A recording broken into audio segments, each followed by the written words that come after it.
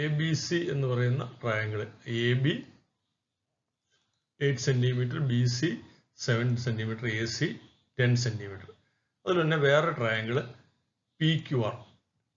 P Q R എന്ന് പറയുന്ന ട്രയാങ്കിളിനകത്ത് P Q is equal to 7 centimetre, Q R is equal to 10 centimetre, P R is equal to 8 centimetre. അപ്പോൾ ഈ രണ്ട് ട്രയാങ്കിളിന്റെ സൈഡ്സ് ഈക്വൽ ആണ്.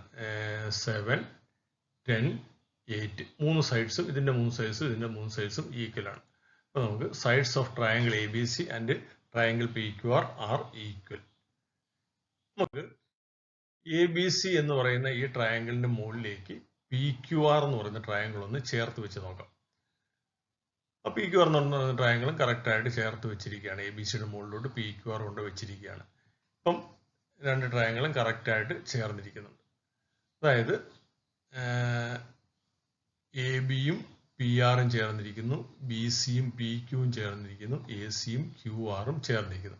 അപ്പോൾ ഇതിന്റെ ആംഗിൾസും ചേർന്നിരിക്കുന്നു. ആംഗിൾ എയും ആംഗിൾ ആറും ചേർന്നിരിക്കുന്നുണ്ട്, ആംഗിൾ ബിയും ആംഗിൾ പിയും ചേർന്നിരിക്കുന്നുണ്ട്, ആംഗിൾ സിയും ആംഗിൾ ക്യൂവും ചേർന്നിരിക്കുന്നുണ്ട്. അപ്പം നമുക്ക്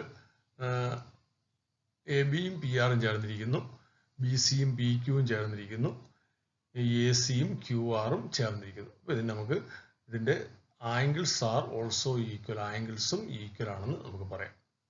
അപ്പോൾ ഇതിന് നമുക്കൊരു കൺക്ലൂഷനിലെത്താം. If the length of the sides of two triangles are the same, ഒരു ട്രയാങ്കിളിന്റെ സൈഡ്സും വേറെ ട്രയാങ്കിളിന്റെ സൈഡ്സും സെയിം ആയാൽ then their angles are also the same, അതിന്റെ ആംഗിൾസും സെയിം ആയിരിക്കും. അതാണ് നമ്മൾ ആദ്യമായിട്ട് എത്തിച്ചത്. ഇനി ഇതിന്റെ സൈഡ്സ് നോക്കുക. നമുക്ക് എ ബിയും പി ആറുമാണ് ഈക്വൽ. എ ബി 8 സെന്റിമീറ്റർ ആണ്, പി ആറും 8 സെന്റിമീറ്റർ ആണ്. അപ്പൊ ആംഗിൾസ് ഏതാണ് ഈക്വൽ നോക്കാം. എ ബിയുടെ ഓപ്പോസിറ്റ് ആയിട്ടുള്ള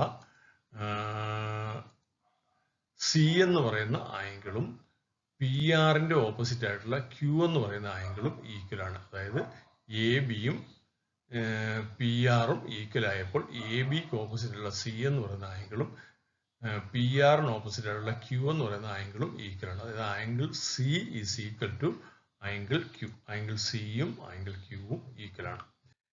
ഇനി നമുക്ക് B C is equal to P Q. B സിയും പി ക്യൂവും 7 സെന്റിമീറ്റർ വീതമാണ്. B C is equal to P Q. അപ്പോൾ ബി സിക്ക് ഓപ്പോസിറ്റ് ഉള്ള ആംഗിൾ എയും പി ക്യൂവിന് ഓപ്പോസിറ്റ് ഉള്ള ആംഗിൾ ആറും ഈക്വൽ ആണ്. അപ്പോൾ angle A is equal to angle R. Angle എയും ആംഗിൾ ആറും ഈക്വൽ ആണ്. അടുത്തത്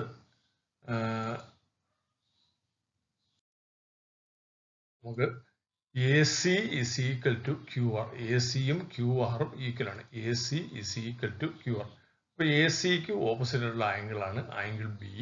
അതുപോലെ ക്യു ആറിന് ഓപ്പോസിറ്റ് ഉള്ള ആംഗിൾ ആണ് ആംഗിൾ പി. അപ്പൊ നമുക്ക് angle B is equal to angle P എന്ന് എഴുതാം. ആംഗിൾ ബിയും ആംഗിൾ പിയും ഈക്വൽ ആണെന്ന് പറയാം. അപ്പൊ നമുക്ക് if the length of the sides of two triangles are the same, then the angles opposite to sides of equal length are also equal. അതായത് രണ്ട് ട്രയാങ്കിളിന്റെ സൈഡ്സ് ഈക്വൽ ആയാൽ, എന്ത് angles opposite two sides of equal length, equal length ആയിട്ടുള്ള സൈഡ്സിന്റെ opposite ആയിട്ടുള്ള ആംഗിൾസും equal ആയിരിക്കും.